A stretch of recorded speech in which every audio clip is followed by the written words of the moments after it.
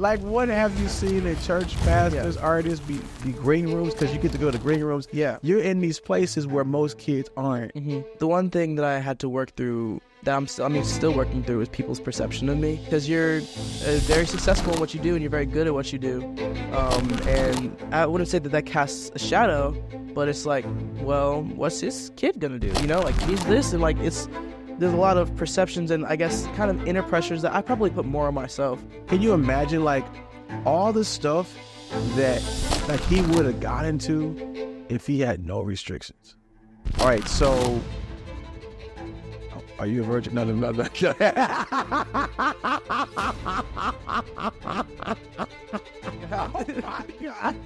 I failed.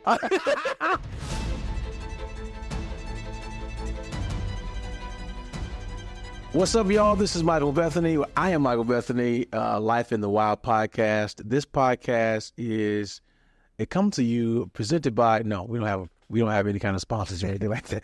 But we're here in Cape Town, and I've been having an incredible time, and I don't even know, like, I want to do this huge introduction because of the guest I have is a very, very special person.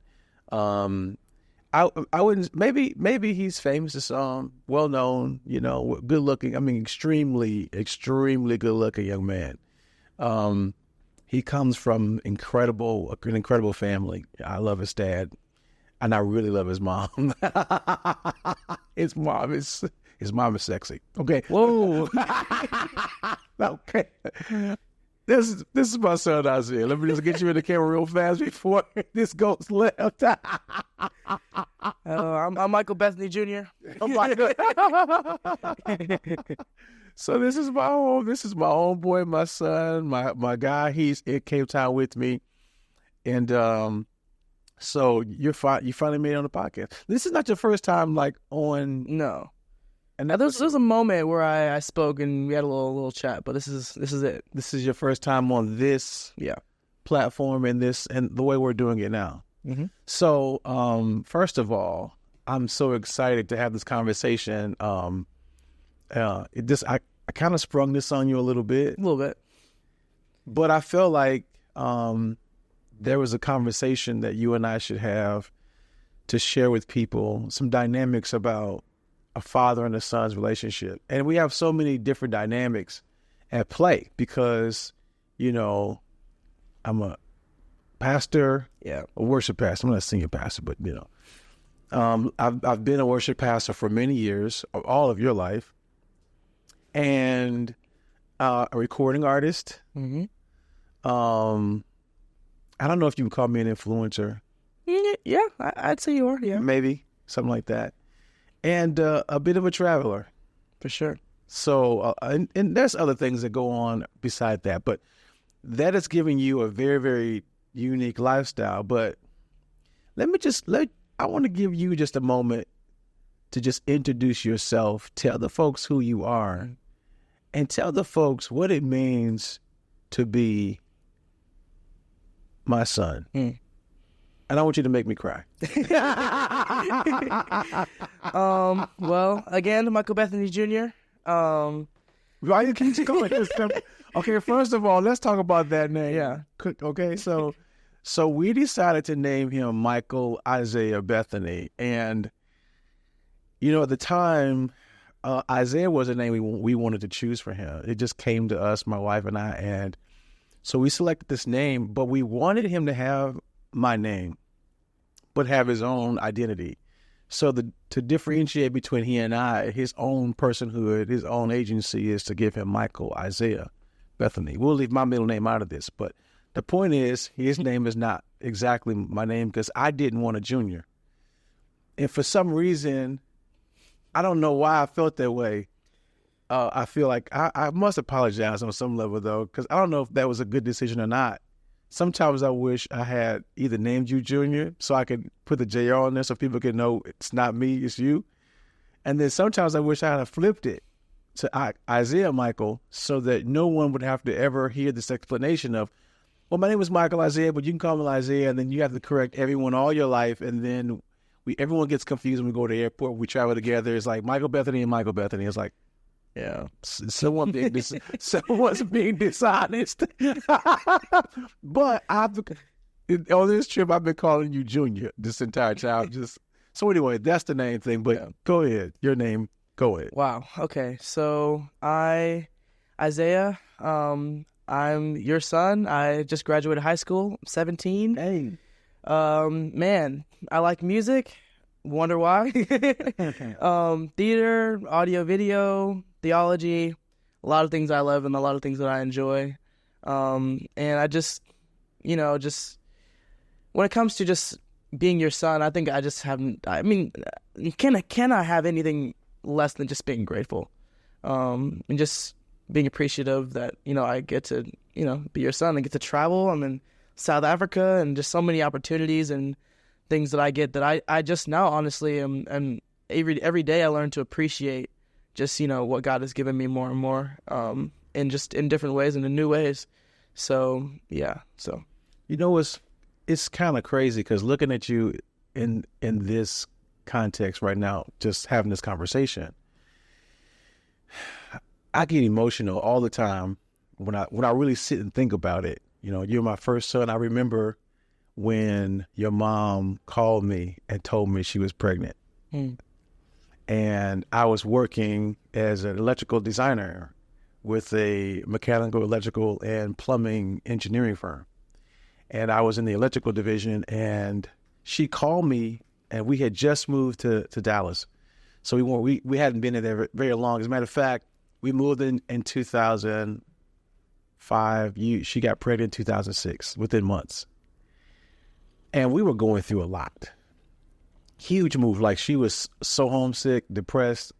I was trying to fight and make it just because I was broke. I had no money. And so we had you at that point, and I remember her calling me and telling me she was pregnant, and I freaked out.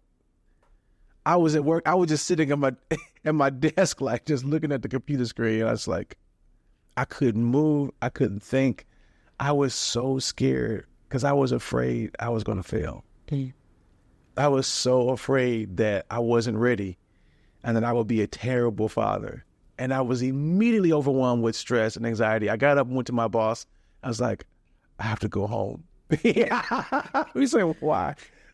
My wife is pregnant. And he just said, he must have understood. He was like, yeah, just get out of here. Because she's walking in looking all crazy. And I went home and I just sat down. I just looked and I was so scared.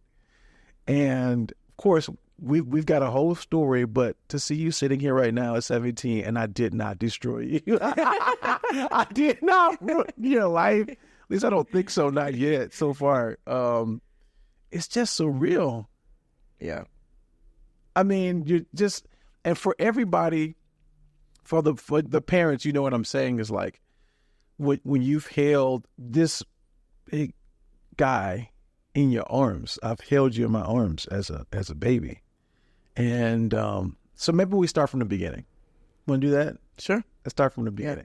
So from the very beginning, do you remember anything about the beginning? Oh, you got to tell me how far back. I mean, I have like... How far back does your memory go to? High Point.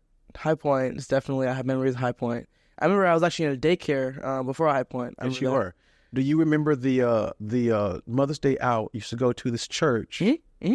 Yep, I remember that. Okay. Yeah. So that was the church. I can't remember. Is it Grace or something? I had no clue. I can't remember the name of the church. Too many years. But I'll go back further than that. So when your mother was pregnant with you, she had, is it eclampsia? Is that the name of it? She had high blood pressure and some health issues. Matter of fact, during her pregnancy, she was put on bed rest twice.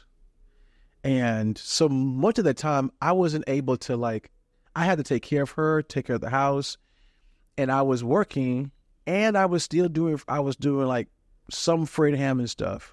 Like, it hadn't really gotten intense yet, but I was working on the record with Fred, and she was like, she was like, her pregnancy was really hard.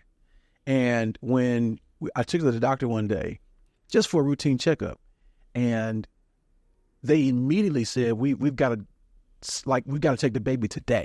We went from the office to her being admitted and them taking the baby early. And it was the worst experience. It scared me so bad. And I thought all these terrible things going through my mind, like she couldn't make it, all this stuff.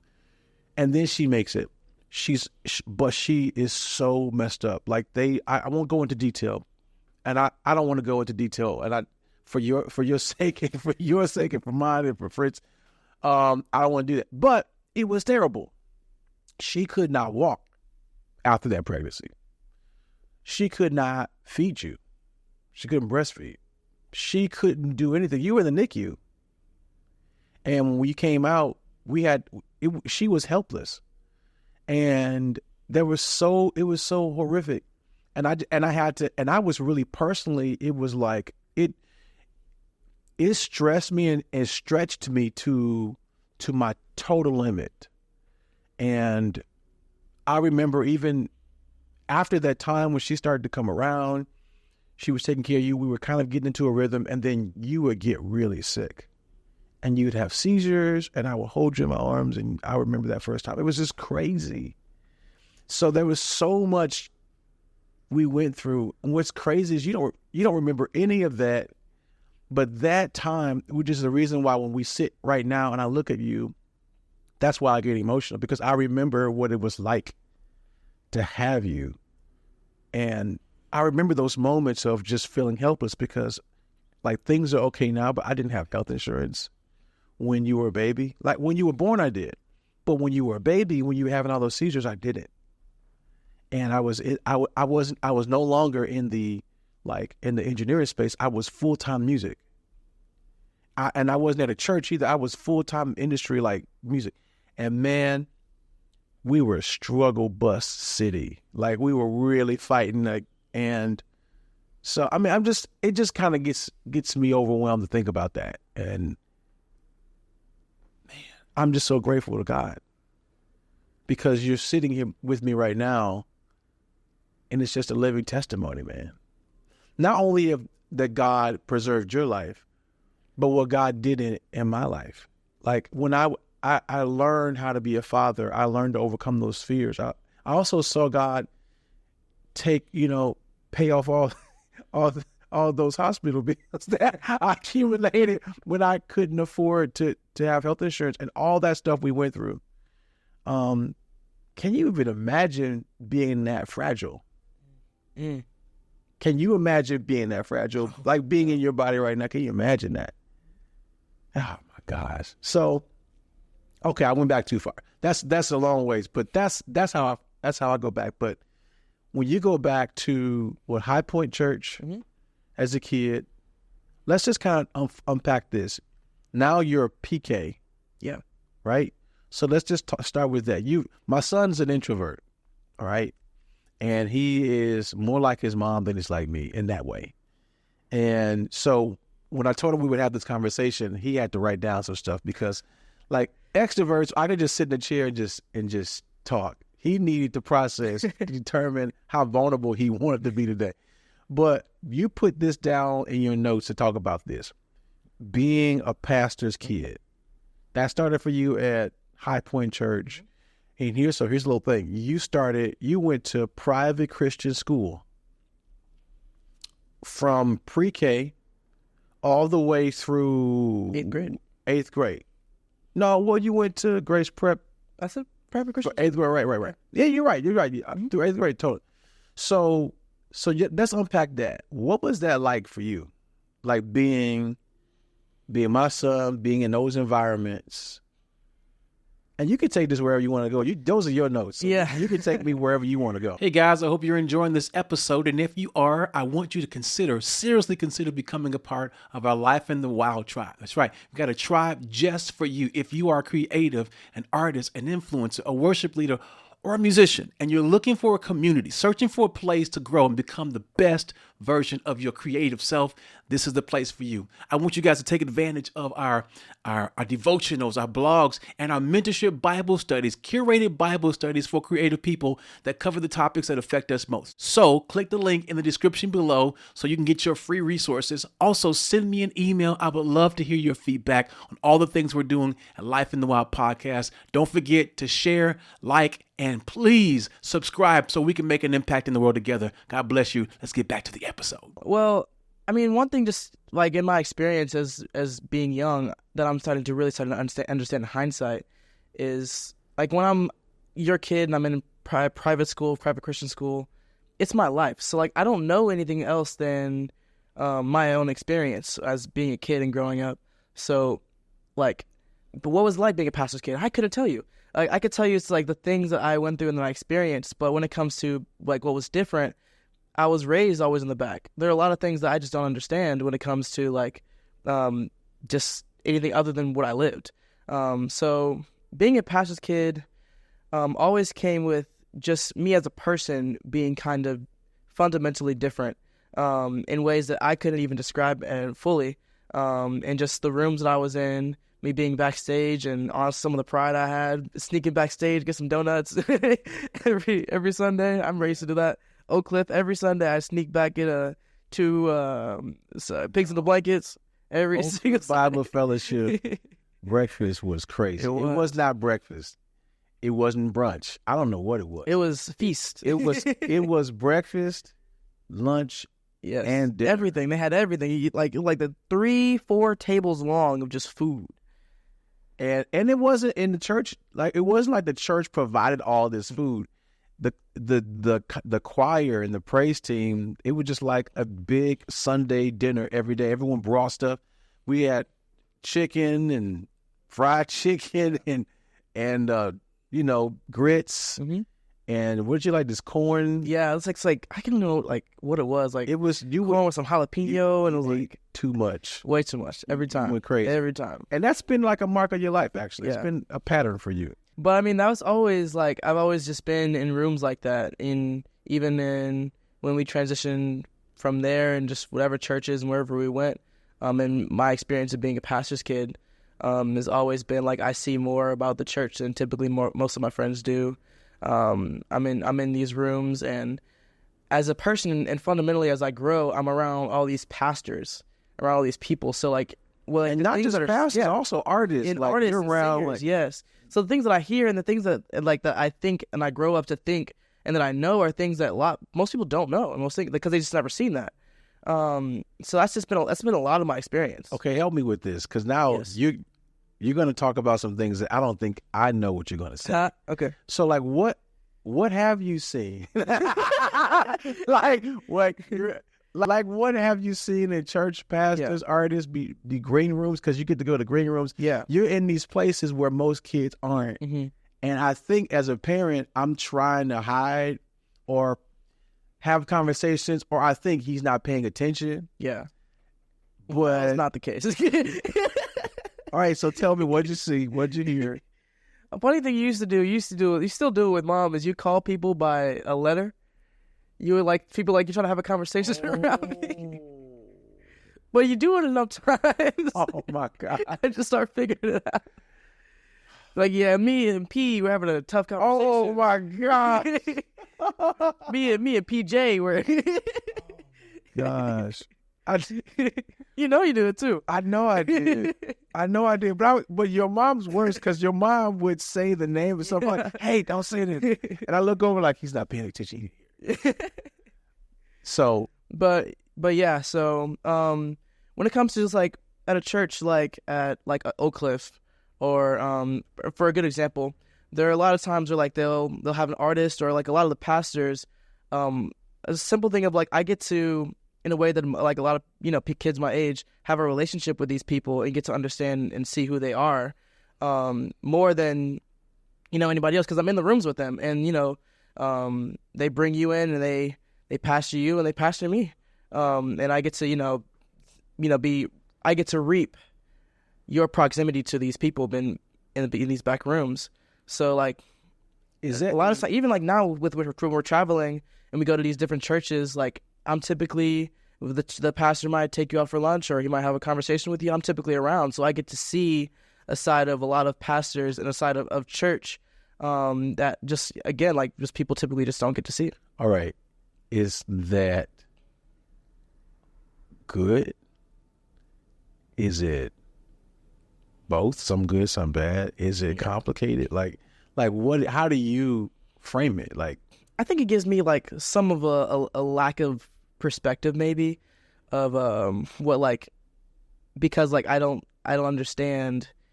Not that I don't understand, but like I don't see a lot of these people in the same way that, the congregation sees them. But I think it's really, really good in the way that I've been formed, where all these pastors that you've been around have been able to sow into me, and they believe in you and they believe in me. So they're praying for me, and a lot of times they'll pray for me, they'll talk to me, they'll give me advice, and that's very forming for me. I get to hear all this advice and this wisdom, and all this gets to be sowed into me. And I mean, again, it's just one of those things that just changes me as a person, because I get to hear all these things, and I have all this wisdom and all this knowledge and all this prayer over me. I mean, again, I'm just so grateful. all right, let me ask you a question. Mm-hmm. When it comes to all that, what's been the hardest thing about that though? Like, what's been the one thing about that at some point maybe you thought, this is not helping me? I think what can be difficult is people's perceptions of you. And listen, let me just preface before you answer. You don't have to try to make me look good in this. No, because I just want you to be honest, because I feel like even in my processing, like I know I haven't done it all right. Yeah. Hence me calling out people's initials that you don't hear. But like, I know I made some mistakes along the way. But like, what's some of the things that you had to work through because of that?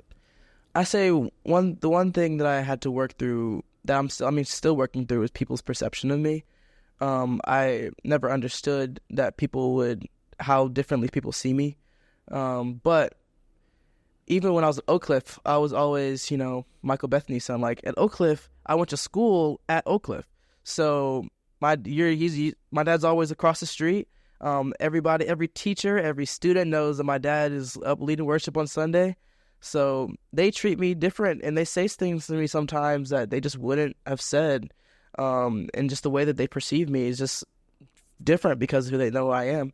And that follows me to whatever church or youth that I am. If they end up knowing who you are, I just heard some really not nice and not cool things, and just that people thought about me because they just didn't know me, and they just saw me as Michael Bethany's son. And like, and that comes with like, identity for me and not being under your shadow, which is, something I've had to work through. And then my relationship with myself as your son, because you're very successful in what you do, and you're very good at what you do. And I wouldn't say that casts a shadow, but it's like, well, what's this kid gonna do? Like if he's this, and like there's a lot of perceptions and I guess kind of inner pressures that I probably put more on myself when it comes to my identity and my relationship with my identity. You mentioned something that happened in school for you, and it may have happened in a couple different places.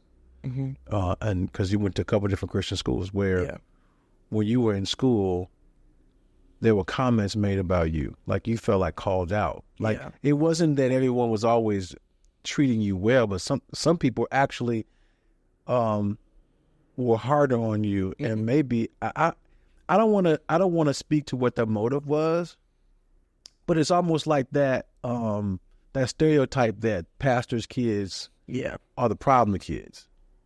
And to be fair, I was not a great kid when I was young. But you weren't like you weren't getting in fights. You weren't like a bully. Yeah. It wasn't that you weren't doing any of those things. Like you were just a normal kid. Like maybe you wouldn't pay attention in class. Maybe you'd be talking to your friends or like things that any kid would do. I've never gotten a report that you beat some kid up or was messing with the girls. It was always he was running in the hall or he was talking or he fell asleep in class. But sometimes the response that you told me, I felt like it was like people felt that you should have been better. Yeah. Or maybe, I don't want to say better. Like they maybe felt like you should have been perfect. Like, you should have been the exemplary child because you're my kid. Yeah. And that, I mean, when you told me that, I was just like, I didn't know even how to feel, because I didn't want to go in rage. Your mom probably was like, what the hell? Like, your mom is like a real St. Louis sister. But for me, I was more like, how should I think about this? How do I help him? How do I not embarrass myself by getting angry? But more importantly, how do I help you not internalize that pressure? Yeah. Like, how did you internalize that? Or how have you now, like, over time? Over time, how did I internalize that? I mean, really, I must say, like, as being 17, I start to understand things more recently.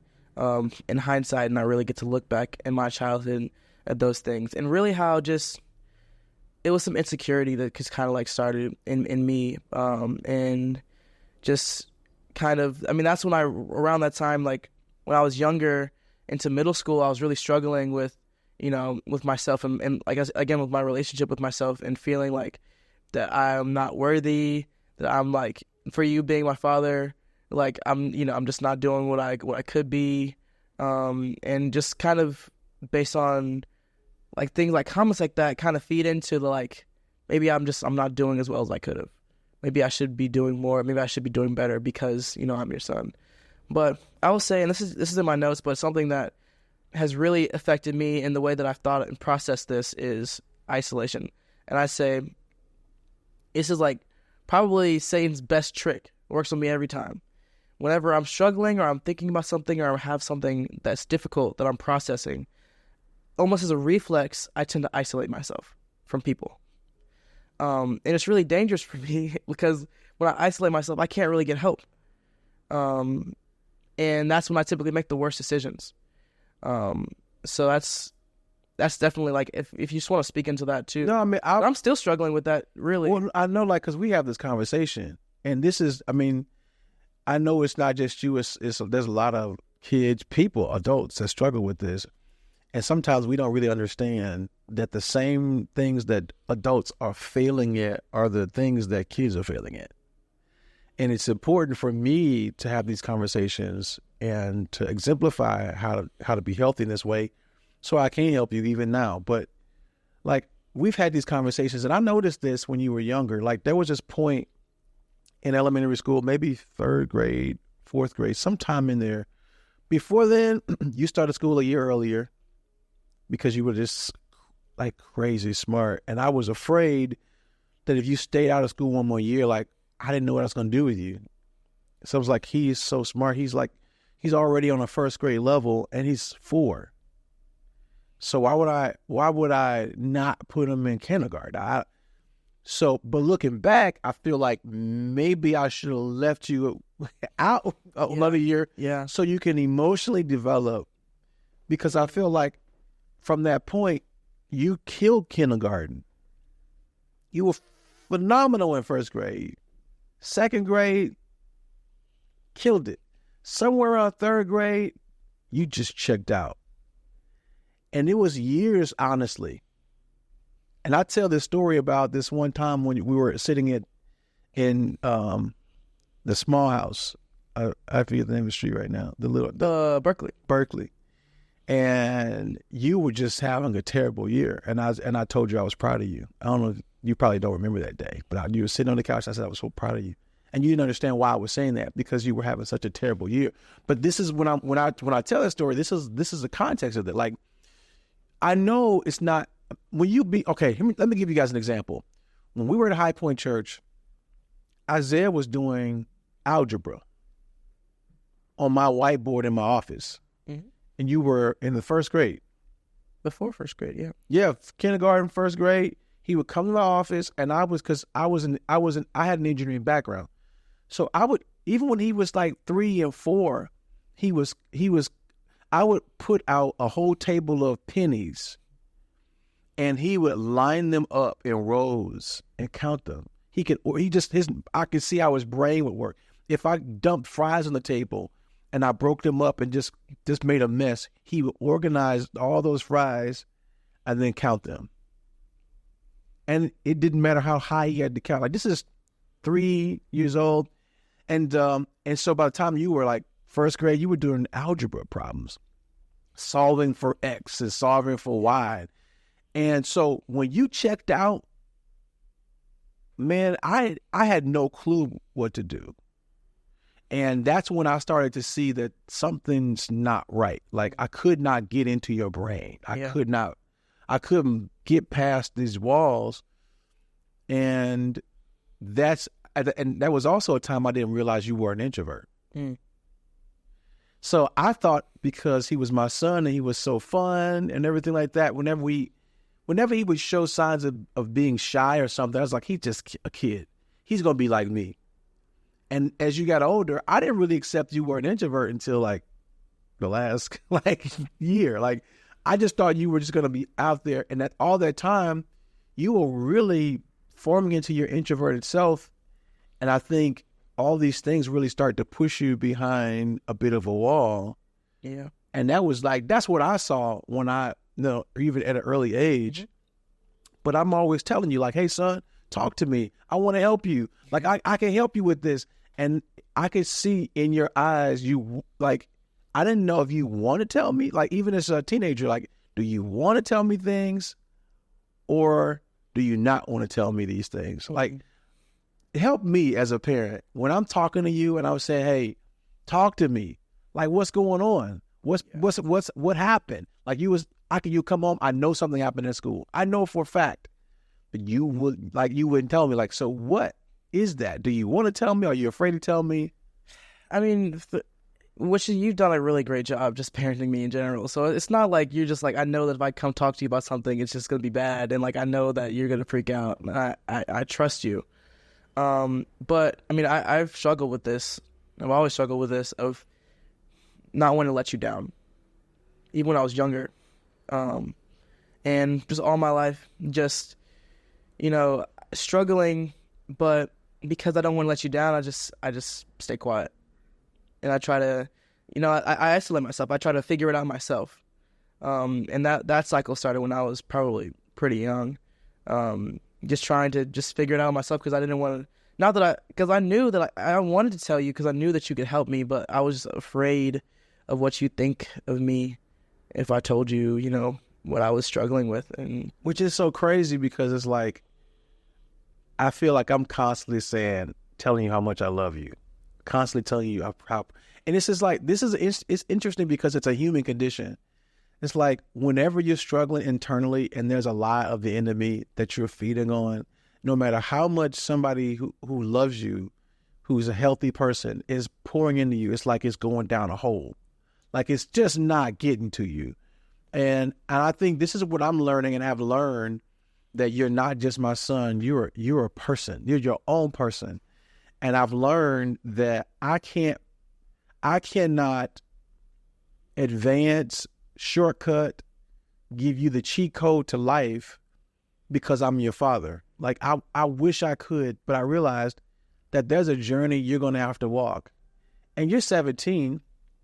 And, if I'm telling the truth, there are things to this day my mom doesn't know about my life or things that happen.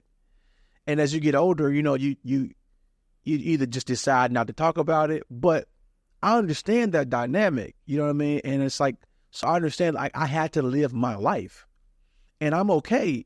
And it wasn't that she did a bad job or my father did a bad job. It was just that I am an individual and my parents are not me and I'm not them. And so I cannot make all my decisions based on what they think. And I have to now, not only that, but with you, I learned I got to let you suffer. Like, I want to save you from pain and I want to save you from the greatest disappointments. I want to save you from yourself. But I've learned, and I even tell my wife, this is like, we can't stop him. If he wants to totally ruin his life, he's got the power to do it. What we have to do is be consistent. Mm-hmm. And also, while we're consistently loving and caring, we have to also allow you the opportunity to show your own agency and making those decisions. And that is hard. And I think a lot of parents make a major mistake here because they move into being overprotective and controlling. And that overprotective behavior and being controlling of your kid actually creates more rebellion. And that is something that I've really fought not to do with you. And I'll ask you how have I did that translate? Because I'm saying it now. I appreciate it. This is how I did it. Did I? What did I? How did it come across to you? I think you did you were strict always. But I don't think that you were ever I don't think that you did anything like in being strict and like the way that you raised me that was like, I mean, of course you weren't perfect. That was like too much. Like maybe that did happen, but that wasn't like a habit that you created of being too much. Obviously, you were typically more strict than most of my friends were. My parents were like, I wasn't eating, whatever I wanted every day. I wasn't going out doing whatever. This is crazy because I found myself saying this stuff like, I don't care what your friends do. This is my house. I never said that if your friends jump off a bridge, would you? I didn't say that, but I was, you right. You might have said that once. I may have. But you would see, the thing is, you would tell me what your friends were doing, and I was like, that's crazy. Like, what are they doing? I'm not letting you do that. That's even making it worse. But I was trying not to be too strict, but it was like, okay, you're going to have a real bedtime. You're not going to just walk in the kitchen, eat all the food. Yeah. You're not going to talk to your mama crazy. It ain't going down like that. You're going to have to ask permission for things. People like, or just going to walk in the house like, hey, Dad, my friend John's just like, yo, you need to ask me because I might walk out here in my drawers and I need the freedom to do that because I paid these bills in here. Okay. Anyway, but I know I was strict. And I don't know that I would like to say that I don't think I was too strict, but I know I was more strict than a lot of your friends. For sure. Like for instance, technology. Yeah. Let's talk about technology. Man, my relationship with phones. So y'all tried it out. I had a phone when I was like 7, 8. I had a little iPhone 5C, really old phone that I had. Got in trouble. I didn't have a phone till high school. No, you didn't get a phone. No, I had a phone in middle school. It was let's talk about this phone. Probably the first phone that I had was not just a flip. It was a flip phone, but not just a flip phone. It was a red race car flip phone that had no silent mode. So whenever in class, no matter where I was in middle school, if that phone went off, it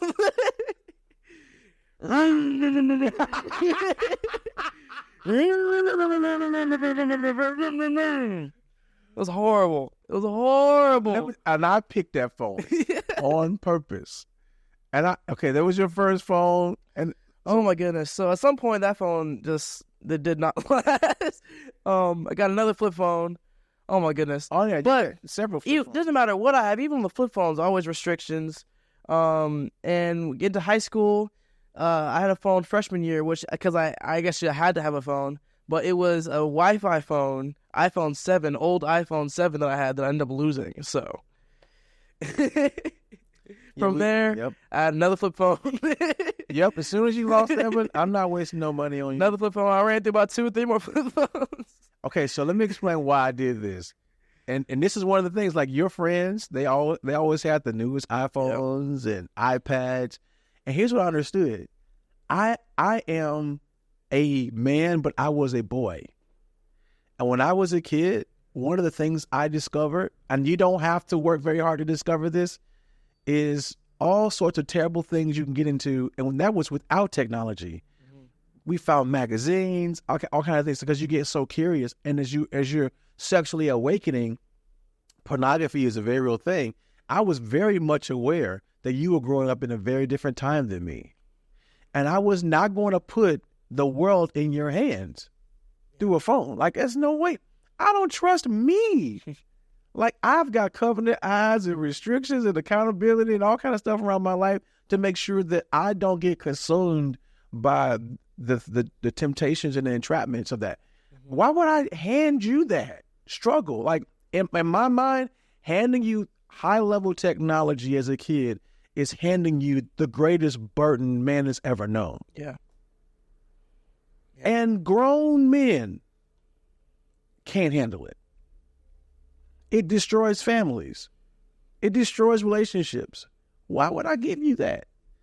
I'm not giving that to you because you are young. And the Bible says, Proverbs says, that foolishness is in the heart of a child, and the rod drives it out. And I did a lot of driving out too. But that's the thing. Like, Yeah. that's why I did that. Did it work? Okay, that's not be honest. This is honest. Okay. That's me. Now, real. before I get to that, I would like to tell you, for any of you that have children with an iPhone or with a phone, if you set up, I'm about to out a lot of people my age. If you set up restrictions, odds are they did not work as well as you thought they did. Odds are you probably told yourself, yeah, I got restrictions on it. I turned on this, and this, and they showed me how to do it.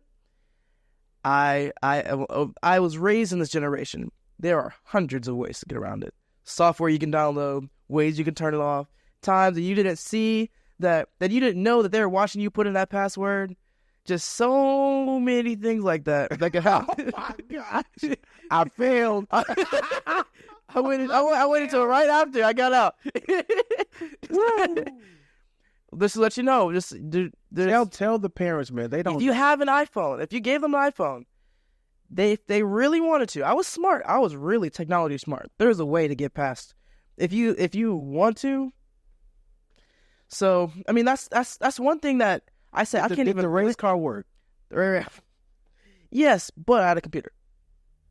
No, it wasn't just a computer. Here's the problem, because you had these old jacked up computers that barely worked. But that other issue that came up was the Xbox. Yeah, because I did not know, which is the first signs of showing signs of being an old person, is I did not know that thing was a computer.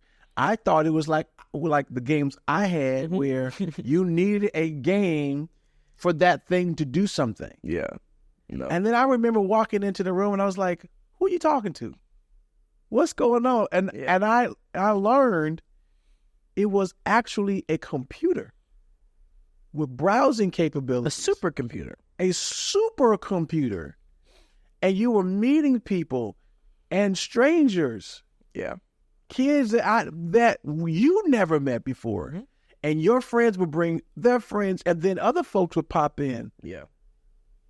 And I'm like, what am I going to do? But this is what I mean when it comes to technology. So I guess I asked you a question, did it work? I guess the answer is no, it didn't. Because, I mean, again, I can't really blame you. Because, like, what were you don't know everything. Like, I'm keeping up with all the technology because I'm in this generation, right? Yeah. So you're a step behind. Like, you are so far behind. You need classes. That you had no chance. Oh my God. You had next to no chance. And your mom's gonna watch it. But I mean, that you have to toe the line, which is where I think, that I'll learn how to raise my kids of giving them enough rope to where they don't feel like they have to go sneak and find something else. Because I didn't have a phone. So if I ever wanted to do something mischievous, I had to find something else. I got crafty. I had to be crafty because my rebellion was not easy. And like I didn't have like. So I mean, did it work? I mean, a lot of things you did. Like I didn't have a phone. I wasn't up on my phone late all night, just texting people. I was never doing that. I wasn't on social media until like middle of high school. So a lot of things, yes, that did work. And I would like to say, here's what I'm going to say. It worked because your access was not easy. Yes. Here's the thing, and this is a thing for life. If you ever want to change your behavior, you have to change your access.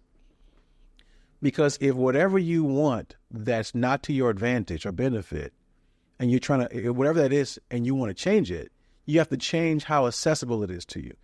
And even as an adult, it doesn't mean all the things I've got set up for me, it doesn't make it impossible for me to get to these things. It just means that I have to work harder to get to them. Mm-hmm. And in that work, sometimes it removes the motivation, or maybe reminds me that this isn't good, or just all the work maybe not be worth it, or I may not have time. Like for the time it would take for me to do all these things, I don't have time to do it because my wife is in the other room, or I don't have time to do it because I've got to go to work, or I don't have time to do it. So I have to do something different. And having barriers in the way help. It's not the only thing, but it's a part of it. And that's a part of my manhood I had to learn.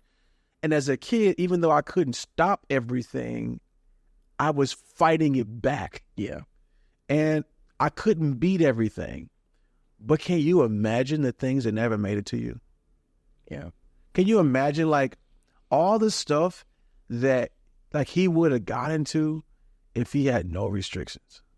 You were fighting past the restrictions you had to get the best or the most access you could. If I didn't give you that, oh my gosh. So I don't care what he said. It worked. Yeah. I mean, yes, for sure. I know it worked. Success. Yes. But you were fighting a losing battle. No, because here's the thing. I mean, like when it means like there is no way that you could say like I'm gonna keep you can't. No, I can't all keep of it. No. But the goal for me was to establish a value system. Yeah. All right. Yes. Listen, let's do this. Come here. No. You sit. Move away for a second. Yep. All this is going to be on the camera. So I want you to explain. You had this thought about when Isaiah was just sharing about rebellion. Yeah. About these boys. Yeah, these boys in the Zulu village, or when you were talking about how you didn't have a phone, so you couldn't rebel in a way that your friends were, but you found other ways to rebel. So there's this, I guess you can call it a case study. Yeah. In a Zulu village in KwaZulu-Natal. You said case study. A case study. Because it sounded like you said gay study. My nose is a bit stuffy. My nose is stuffy. A case study in KwaZulu-Natal in South Africa, where there's a bunch of Zulu villages still. And yes, they're a little bit more modern than they used to be, but the boys in this village, it was neighboring a game farm. Not a gay farm. A game. A game farm. Thank you. Sorry. It's a stuffy nose. And these boys, during the winter times, they would kill these eland. And we can put it up on the screen. It's one of the world's biggest buck you can find. A buck like a B-U-C-K. B-U-C-K. Yeah. And it's also one of the most difficult things to hunt because they never stand still unless they eat. But they always keep running. And I think there's like a 3-hour period in 3 days where they actually would lie still. It's insane. The specific eland that they were chasing. And the boys would hunt them, kill them. It would kind of be like a competition for them because they were bored. They didn't have anything to do. And after the farm owner was like, hey, they keep killing this. They waste the meat. They don't eat the meat. They just leave the buck and then go home. I have to put something in their hand that's going to make them stop doing this. Yeah. So he bought mountain bikes. And I think he bought something like 12 mountain bikes for the teenage boys. And all of a sudden, no eland were killed anymore, which is insane. Yeah. And then summertime came around, started raining, mud, didn't want to do mountain biking. Eland were killed again. And I was like, now we need to find something else to put in their hand. I think as young boys, and you can put it absolutely now, as like young boys, we just want something that's competition. We want to you always want to rebel, and if you just have something that's healthy for you to give it an alternative, something, then I think that's also a great way. To kind of find a solution. Yeah, I love it. So it's not just the restriction. It's like find a way for them to release that energy to be involved in something. Yep. And like for Isaiah, like you got involved in theater, so we spent a lot of time. You come back, Isaiah. So we got you involved in some activities. So you did a lot of theater. What are some of the things you started? I did theater in high school. I did cross country. I ran, and then always there was music, and then students is a big one. Being a church, it was a big activity. Yeah. So I mean, you have some things you can resort to, and let's talk about this Xbox thing quickly. I did not take the Xbox away. Actually, one day, Isaiah, what did you decide? Huh? With your Xbox, which actually made me upset. Actually, I realized that at some point, it was during like around conference, and we were just hearing a lot of words. I was spending too much time on it, and I just knew that like I wouldn't be able to. There's just some things that I weren't able to pursue just because I was just spending so much time on my Xbox. So I decided I had to get rid of it. So I ended up gave it away, and I was like, we could have sold this and made some money. But that's not the point. The point is, but this is the point. What you did was you exemplified a value. Yeah. And I'd always restricted the Xbox time, like you can only play so many hours a day, so much time, and that was what we did. But eventually you realize, like, hey, there are other things I want to do, and the Xbox is taking all my time. So, yeah. That's incredible. That's another, that's not why I'm proud of you, but I was very proud of that decision. Yeah. And I think that's really the goal, which is why as you've gotten older, I've pulled back. Because I could only play that role of helping you establish that value system for so long before you become responsible for adopting those values on your own. And that also means a lot of the consequences of bad values that I superficially imposed on you, you now have to learn through your own mistakes. Yeah. So those consequences, if you so choose to, they're coming to you. And I'm not going to do anything about it. It's almost like, my father told us when we were kids, like, if you go out there and get in trouble and the police lock you up, don't call. Now, that was kind of crazy, but that was his way of saying, I'm going to let you deal with that because I want that to be the last time that happens to you. Mm-hmm. And the essence of what he was saying, I get it, because most people were like, that's my baby. It's like, I understand, but your baby's a man. Yeah, I know he's 16, but look at him. He is closer to a man than he'll ever be a baby. And I've always said this to you. What have I always said to you? And I said to your brother, I ask you a question. What am I raising? A man. I'm raising a man. How old were you? Do you remember me saying that? Ooh, a long time. I remember, are you a man or a mouse? She used to say that too. No, your mom said that. I hated that. Oh, it's so funny to me. But maybe I said it. But you said that from when I was very young. But I would say I'm not raising a boy. Yeah. I'm raising a man. And I think that was like fundamentally forming for me too, and what I expected of myself, and like decisions that I make concerning like my friends and what I do and what I see them doing, like my examples and what I want to be aren't like them, from when I was very young. And you can even like ask some of my friends, like what's been very important to me is like trying to be a man. Like, what do I want? What do I truly want? I want to be a father. I want to be a man of God, a mind of God. See, he's learning. A mind of God. Okay, just a little bit of levity for the room. Give me your best preacher voice. All you learned. No, I can't. Not on the spot. Not on the spot. No, give me your mind of God. It was all I had for today. Your best black Pentecostal preacher voice. You can't catch me. You gotta catch me doing it. You can't get me on the spot. Maybe it might come out a little later. I don't know. Sorry, start singing out my shot. Start shouting. I don't know. You might start shouting. I don't know. Can you shout? Can I shout? Man, so I'm out here in South Africa, and I mean this is such a detour. But he's performing for the album release for the Jesus Collective. And then we went to Durban to DCC, right? Yeah, Durban. And he does a worship night. And I mean, I guess you can get to talk about this, but he is worshiping in a way that I never get to see him worship because of just the spaces that he's in. It was. I mean, I can't even describe it to you. He was up there running, shouting, screaming, exhorting.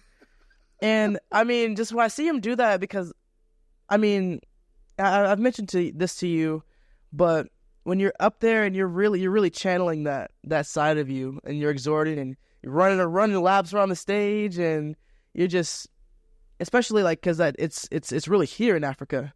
Me getting to see you do that has just been really a blessing to me. Like I've been so happy to seeing you do that. Like I'm just got a smile on my face, and it's so fun for me to watch you do that. I love that so much, and it's just such a blessing to me. And like I was telling him, I was like, if I wasn't holding this camera recording, I'd be up there running too. So that's amazing. When you said that to me, we were riding, and you said, if I could see you do that. Oh my, yes, if I could see you do that once or twice a month, I'd be happy. And I just the word you use is it gives, you said it gives me so much joy. Yeah. To see that. And that this trip is so special. Nah, I'm not gonna do it. This trip is so special. I gotta catch myself because I don't want to start crying. It's so special because you got to take this trip with me, and barely. You lost your passport in June. It was misplaced. No, you lost your passport. This is one of the things we have to deal with. He loses things. No, I didn't. Okay, I didn't lose it. I Did you know where it was? Yes. So then why did it take so long to find it? Because like it was somewhere in a somewhere. So we were literally within days of me really having to take this trip alone, because my wife was going to stay with her sister who's having a baby any minute, and he can't find his passport. So I'm almost going to have to take this trip alone. And literally within like a day or so of needing that passport to solidify. I remember because I couldn't find my passport. So I realized that I had lost it like a month before, but I didn't know that I was going on this trip. So I ended up finding out that it's possible for me to go on this trip and that I need a passport. And it was at church. I knew it was at church, somewhere at church, but they were never able to find it. So I reached out to them. They couldn't find it. And so I'm like, I guess we gotta plan a passport, get a new passport, go up to the passport office and get a new one. And he got all these terrible ideas, like all we gotta do is go down to the passport office. No, it's like that's not how it works. I was trying to figure it out. Listen, my mom miraculously got an appointment. And I'm trying to explain to you, you're setting an appointment. Mm-hmm. They're not gonna give you a passport that day. Like you're gonna. It was possible. It was not. They can. Anyway, that doesn't matter. Well, we were trying to do. I was trying to do everything I could to make it. And we knew it was gonna be rough, but I reached out just as a last ditch effort to a different pastor, just to see if they could figure out if they could find it. 2 days went by, and you're sitting me down, just telling me just how it's probably it's just not gonna happen. It's not gonna happen. The next day, I get a text. Yeah, I think you're out of town or you're out. They found the passport. Crazy time. Literally within like a day or so before we needed it to purchase that flight. So you barely made it on this trip. But like I don't even know why. Now I'm off. I have no idea why I even start talking about. Yeah, but just to say, I'm barely here, and so I'm just really grateful that I was even able to see you do that. Yeah, and see you just for you to be in this environment with me alone, just he and I, even having this almost like rite of passage type of thing. I gotta take him on a safari and just put him out in the wild. Whoa, life in the wild, y'all. Put him out. You can go with me? No, you're good. But that moment the other night was just incredible, and you being here, just soaking all that up. And I think this goes into what I was just trying to say even before you changed the subject. It's not really changed for me. It's like my goal is to put values in you. Like really to try to get you to form your own conviction, because superficial consequences that prevent you from maybe doing something that you would otherwise do aren't your convictions. And that's what child rearing is about. It is taking a child who has a wicked heart, who only thinks about I want you to understand about your baby. And if you have a small child, maybe 1, 2 years old, let me explain. All your child does is sit there and figure out ways to break rules. How can I get out of this crib? How far can I throw this bottle? Like anything that's all the child does is try to figure out how to break out of things, how to break things, how to destroy things. That's all kids do. And that's just life. And so as a parent, we're trying to keep you from ruining your life. Yeah. And I think that can go too far, but the goal is not is to do what you have to do in that regard, but also to keep in mind, I'm raising a man. I'm trying to give you values so that when I no longer have the job or the task of being in the way as a parent, you make those decisions because you believe they're the right thing. That's really what I'm fighting for. Yeah. And I've been seeing you like kind of emerge in that. Like I've seen you like what do you want to do? Like you talked about what do you want to do? You've graduated. A big thing I want to do, I mean, music for sure. I want to pursue music, but I also want to pursue for college-wise theology. Yeah. Something I want to do. I mean, I'm always been interested in it, and I want to really understand it. So let me just back up one more thing, because we talked about a lot of stuff. We talked about technology. Yes. Now we're talking about how you want to go study theology. Mm-hmm. But we talked about all the terrible things that you stuck around and did. But we really had to wrestle through that. Okay, so let's talk about sex. Okay. Is it on the list? It's not definitely not on the list. Not on the list? Let's go. All right, so are you a virgin? No. All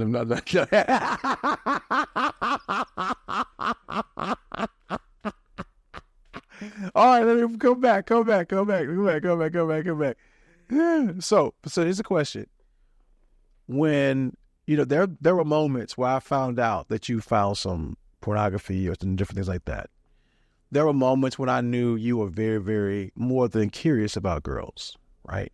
And we had to really walk through that together.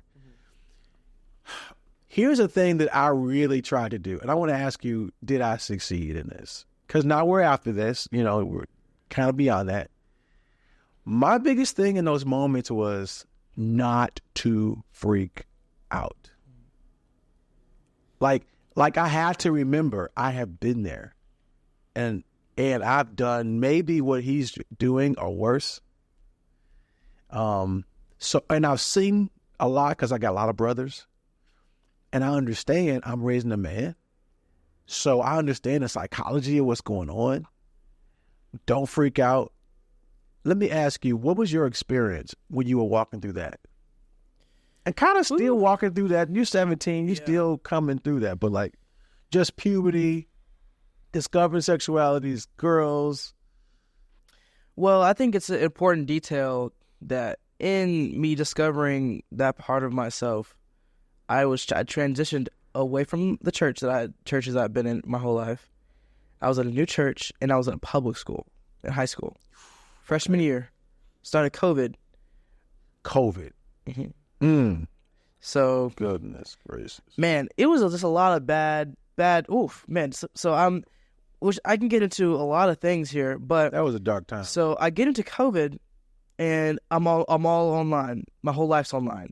So I get into conversations I shouldn't have got into with people with church people. Just crazy things that end up happening to me talking to church people online. And you remember that? I do remember that. Crazy. What was that? What was that app y'all were on? Discord. Okay. It was a church Discord, actually. And I made friends on that church Discord that we talked outside of that Discord, and we were just crazy. So...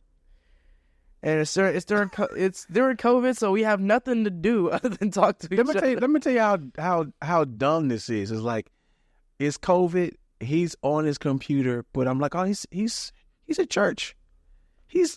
They're on an app. The church made the app. The church didn't make the app.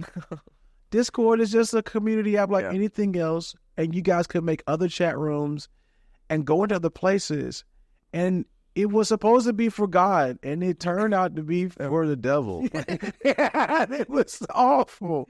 Okay, this is your story, your life. Keep talking. Now again, like my whole environment changed. So another thing is like I don't really have a lot of that really support of friends, and these new people that I'm connecting with are in a new church. They're different from me because where I'm at in a different part of the whole city than at Oak Cliff. Where I'm both at the same church and school. So, in public school, so a lot of the friend options there are just not great, or really bad. And that really, me getting to know myself in that way at public school was probably, it was hard. And it just opened me up to so many things I just didn't know were a thing. I've been a pastor's kid at private Christian schools my whole life, and now I'm in public school. I'm seeing things I've never seen. I'm hearing things I've never seen. People are saying things. I'm like, whoa, that's crazy. I just never thought. And just things are normalized, so normalized. Like, yeah, I was doing that with this. I was at a party last night. And I mean, let's list some of the things you heard. Let's be real about this. Okay, when it comes to drugs, when it comes to sexual interactions, when it comes to partying, when it comes to not doing your schoolwork, when it comes to skipping school, all those things. Vaping. Vaping. At school, in class, as a joke. Like, smoking, all these things. Like, it's just what happens. Drinking. Yeah. Like, it's just, that's the environment. Like, that's just what it's cool to do. It's cool to, I'm honestly, like, really, truly just grateful that it didn't get as bad as it could have gone. Because there's so many things I could have done. I just never did. Never did drugs, never drank alcohol, never went to a party. But I could have. I very well could have. Then never snuck out. It's just, so when it comes to, like, sexuality, and when I was, like, learning about myself, I'm learning about it in an environment that's telling me that all the wrong things are right. And I get to a point where I realize if I wanted to do that, I could do it today. That's a real moment in your life when it goes beyond just an idea or a foreign concept. It's like, no, I can really do this, and I want to. Yeah, like, that's huge, and you have to wrestle with that. Yeah. So, and again, these are things that I wrestle with alone because of the isolation. And so, another thing about me is I'm an introvert, but I'm around people a lot. And just being a pastor's kid, I'm just always around people. So I've kind of learned to kind of be okay with being around people. Like, I call myself sometimes like a trained extrovert now that I am now when I'm around people. But for a long time, this is, again, my notes too, when it comes to just how I process things. I was very good at isolating myself a lot. Didn't tell you about these things. Didn't tell you I was hearing these things, struggling with these things. Yeah. Until you end up finding out about something that happened. Yeah. But I'm always around all these people. I'm still going to church, and I have so many friends, but I have no friends. I'm around so many people, but I'm so. Now, what do you mean by that? Like, so I could just boil it down to I have so many people that I'm like, yeah, it's my friends. We hang out, we talk, but when I go home and I'm by myself, I have no real connection with these people. And they're not there. Like, it's not like they don't want to be there for me, but I just never really connected with those people. I never made true friends. I had so many friends, but no real friends. Now, is that a thing that you struggle with because those friends are available, but you're not emotionally available? Or is it the friendships are just so superficial? They just a lot of superficial friendships. It was a long time until I was able to find, like, someone that I really related to. And I was like, I mean, again, just the way I am a pastor's kid in my experience, it's hard for me to make friends with people. Why is that? Well, a lot of what I dealt with when I was like earlier in high school, my best friend at one point, Armando, me and him struggled. Be careful what you. No, it's not bad about him, but me and him struggled because of me. Because, like, a lot of things that you tell me that I hear about wisdom or stuff like that, like, it can give me a sense of pride in that, like, I can give you advice and I can tell you something that I heard, and I just ran off a lot of, like, some of my closest friends based off of just, like, trying to be this guy, and just immaturity. Woo! You just dropped a huge bomb there. Like, okay, so this is very important. You being around all these high level people, being with me often, you're saying it made you feel like you were wiser, smarter, and more of an authority than you. I mean, I think of myself when I tell you something, you should probably listen. Based on somewhere in my based off of everything that I've heard. But not only did I think that, I'm like, I'm going to tell you what I think is right, and I'm going to make you believe it. If you don't believe it, then you're just going to have to deal with it.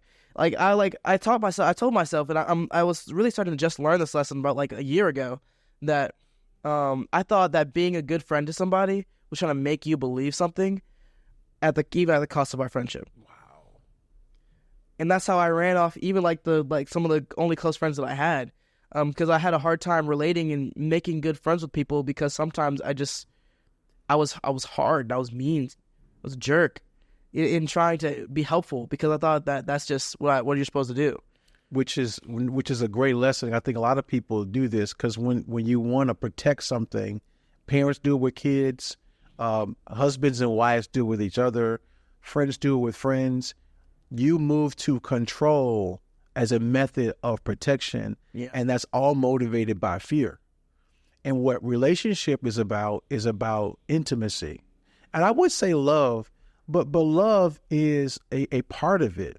But intimacy is vulnerability, which means that fear that you feel is attached to some reality that this person can walk away from you. They can disappoint you. But intimacy allows that tension to remain so that person is drawn to you out of love and vulnerability as opposed to being controlled by fear. Yeah. Fear may work temporarily, but it expires because what people find out is the threat of disappointing you, it's an empty threat. Because what can you do to me? Once I get over the fact that we may not be friends anymore, then I'm not afraid of that. And now I don't have any incentive to be close to you. But when I understand that you love me, you don't want to control me, and you're willing to accept me broken and imperfect and still love me and care for me and be there for me, that incentivizes me to come to you even when I know you won't agree with me. And this is the thing I'm trying to do is as your father's, like, I don't want to make you feel like as you're going through those transitions and those stages of discovering your sexuality and discovering like your desires and the things you want, the temptations, to make you feel like you're bad and you're dirty. Because, I'm much older than you. I'm your father, and I've been exposed to so much wisdom. I study and I have all that. But just by the fact of being older than you, I know a lot more than you. But if I weaponize that and I allow the inner fear as a father to drive me, I know I will lose you. So what I have to wrestle with is the same thing you have to wrestle with your friends is, how do I demonstrate to you that I accept you? Like, that's huge. I love you. I accept you. I know that you're not as I would like you to be, but I don't want you to think that our relationship is predicated on what I'd like you to be. Yeah. This is why I told you when you were a kid, I'm proud of you. And you asked me, why? And I said, I'm proud of you because you're my son. I accept you as you are. And that hasn't changed. And even in this time, this is a real time. This conversation is not like, this is what we went through and now things are better. This is life. This is where we're working through. That's been so much progress. But I am still proud of you. I accept you just the way you are. And we had this conversation just like maybe a week ago, about talk to me. And I see you still working through that. And my father passed away when I was 20. And I am around the age of my father was when he passed away. And you're close around the age that I was. And I have made a decision in my mind to not make the mistakes my father made, to be a healthier person, to be present. My father was phenomenal, but he was from another time. And I had to learn from that. And I want to be there for you. But what I have to learn is, and this is for all parents, we have to be patient. We have to wait out all the stuff. Because over time, you will discover, and the way I did, when my father was gone, I realized I was ready to talk. And he was gone. Now, I don't mean this to make you afraid. This is a reality. When I became an adult, I remembered the song he tried to teach me about Earth, Wind, and Fire. Keep your head to the sky. It came back to me, and I loved it. And I started listening to all these people, Donny Hathaway, and Earth, Wind, and Fire. And I was like, this is amazing. All the stuff my father loved. And I was like, he was trying to show me this stuff. Oh, man. I missed the opportunity. I made a decision to be here long enough for you to get the opportunity. Yeah. I'm proud of you. No. Jesus, I really, Really am. You're a phenomenal young man, brilliant. Everything ahead of you is so bright. And I see God's hand on your life, man. And I'm proud of you, man. I will keep on going, but I would ask you one last question. Give me and parents advice on how to help you, how to be present for you. Yeah. I'd say probably the biggest thing that you've done well, but can always be done better and always can be worked on, that will really be very formative, is not just making sure, but nurturing and really being intentional that you're creating a space for me to feel like I can be open and really just be honest and open up to you and to receive what you have for me. You did a really great job at this, but it's just something that you can always be better at, and you have to really be intentional about. So that how do I do this? How do we do this? So when it has to do a lot with how you handle, like when I get in trouble or when I'm struggling, or how you handle that. I remember whenever I used to get in trouble, you used to whoop me. You always used to tell me, you always used to read me a Bible verse telling me why you were doing it. You told me that you loved me. Don't say whoop. That's just such a harsh word. Just spank. Listen, this is my past. Okay. I was whooped.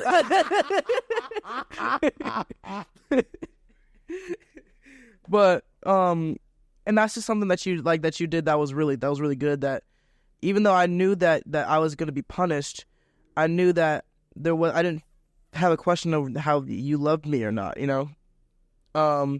And I didn't really open up to you about this, but I really struggled with not wanting to let you down. And I think that was one thing that kind of held me back and being communicative to you. This is just something that you can learn with Nathan, just as you raise him, but just to make sure that you continue, because you did this really well, but to continue and to grow and fostering that environment, to really be open. Because, there's so many things I know I could have avoided if I was just more open, you know? And if I would have just told you, and I didn't feel like I was going to let you down, and I didn't feel like just so many lies that I told myself, if I was just open, I know it would have saved me a lot of trouble. This is kind of like a relationship between a father and a son moment, but there are a lot of moms watching, a lot of single moms watching. What do you have to say to not just your mom, but to a mother? Like, how should a mother think about what you're saying, and what do you want from her? Yeah.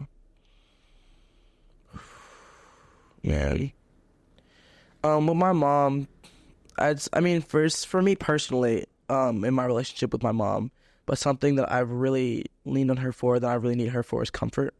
That's something that I feel like I really gained from my mom. And there's sometimes that, I say, like, if there's something that I could have always used more of, it would have been definitely comfort. Yeah. From my mom particularly. But and what does that look like? It's so simple, but what? In that, it doesn't just mean words. Like when I say I need comfort, like just a hug, like to sit there with me and just to let me lean my head on her shoulder and cry. And that just really emotional support was something that I really connected with my mom with, that was so vital to me. In times that I wouldn't come to talk to you about something, I'd go give mom a hug because I needed a hug, you know? And that was a way that she was there for me, and that was really important to me. Wow. One of the things my wife and I talk about when it comes to you is you're becoming a man, and she has to step back. Because sometimes what I would say is women try to be more masculine with the older boys to try to match their energy, and it doesn't work. It's like when a boy becomes a man, he starts to respond to women like men. So most men don't like a certain energy from a woman. Like women know that men don't like nagging. yeah, and to men, it's like, like men don't like that. Well, let me just say this to you. It's a fine line, but as your boy becomes a man, he won't like it either. So you have to find other ways. And here's one of the things I say: I don't nag him. So here's the answer: it's not, well, what am I supposed to do? Because he didn't clean his room. He doesn't do this. Here's what men respond to: consequences. It's just simple. If there's a consequence, don't nag. Just do it. When I tell him, here's the consequence for that. When that happens, I don't have to yell about it. And then he'll try to appeal to me like, come on, Dad, I'm just a kid. You're just punished. How about that? How about you're just going to be at home? How about that? How about you're just going to keep on talking and I'm not listening anymore? But because what speaks louder than a nag is an action. Mm-hmm. And men respond to action. Yeah. And they don't always respond well, but they respond better to real consequences than they ever will to someone nagging them. And you have to make sure that you understand that that applies to your son. Because even immature boys and men are men. And when you cross the line of making a man feel disrespected, it doesn't matter what your title or what your role is, his manhood will rise up. And when that manhood rises up, that's him being who you wanted him to be. You want him to be a man. You want him to want to desire respect. But you have to change the way you interact with him so you can get that respect from him. I love what you're saying, even with this, like, even you talking positively about being whooped, even though I don't like that word. It's just that the consequences were straight up. It was what it was. And we're not going to go back and forth. I don't yell at you. That's not the way I communicate with you. I don't think it's good to yell at your kids. If you're yelling at your kids, that means you don't have any consequences. It means you think it's soft if you just talk soft. No, soft is yelling, because that means you don't have any consequences. Right. Consequences, they need to yell. Your voice, it needs to be calm. Yeah. Well, I'm going to stop. Thank you, man. Yeah. I appreciate you sharing this. And this is Life in the Wild. This part of it, many of you guys navigating parenthood. I'm navigating parenthood. And maybe you've got kids, younger kids, you're preparing for this. But this has been a part of my life as a creative. It's been a part of my life as an artist. It's been a part of my life as a pastor. It's been a part of my life navigating all of the things that God has given me to do. And if I don't manage and steward this relationship well, it would have been almost impossible for me to navigate the purpose well. Because with all the things I call purpose, what's absolutely for sure, there may be some questionable things. Is this my purpose? Is that my purpose? I know one thing for sure, that is my purpose. This young man, I'm committed to him no matter what. And no matter what church I'm at, no matter what city I'm in, what country I'm in, no matter what season I'm in, what deal I'm in, I'm clear about this. And if I get this right, I can get to the rest of the stuff later. Thank you, man. Love you. Thank you. Love you too, Dad. Well, this is Life in the Wild. Thank you all for hanging out with us. I want y'all to do me a favor, like, share, subscribe. This has been an incredible conversation. I hope you guys were encouraged by it. I was definitely encouraged by it. How about you, man? Did you enjoy? You okay? I just want people to hear the accent over there. I wanted to bounce in the whole time. I was like, I was fighting to not say something. Well, I'll get in the comments, right? Get in the comments. Let us know what you're feeling, what you're thinking. Share it, like it, subscribe. Let folks hear about this, because I want this to be a blessing to you, that you would take this and internalize it, grow with it, have conversations, and God bless you. Love you. Peace.